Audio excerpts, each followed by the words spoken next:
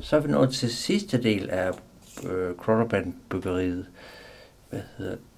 Jeg fik jo lavet søen her sidste år, den er tørt en uges tid, og vi skal prøve at se til den i dag.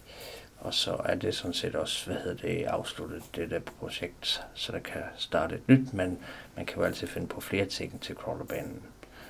Jeg har jo crawlerbanen op under loftet i carporten, og købt sådan et hejseværk, som jeg satte op sidste år i Biltema, tror jeg nok. Og det fungerer rigtig fint.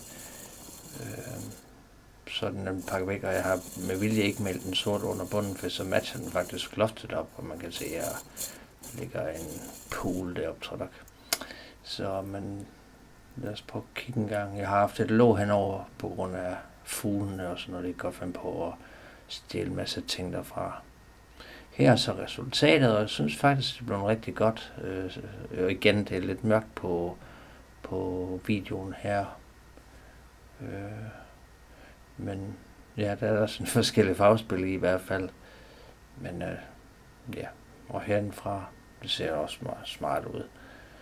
Om det så ligner vand i sidste ende, ja, det er jo så det, der er spørgsmål. Men jeg er i hvert fald godt tilfreds med resultatet.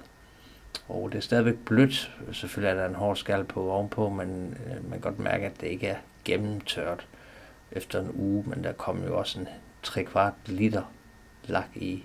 Og her er så banen færdig. Og igen, man kan selvfølgelig altid finde på flere små ting, man kan lave ved den. Men stort set er den færdig nu, og jeg synes faktisk, den er blevet det er blevet ret godt det hele. Også med pigen, der ligger der på skrænten og ved at falde ned i vandet. Så, men ja, tak fordi I fulgte med i min lille 4-delt video om crawlerbanen, specielt om søen. Fordi det var jo et af de sidste projekter, jeg havde med den. Og når jeg er færdig, så hænger man bare banen op igen.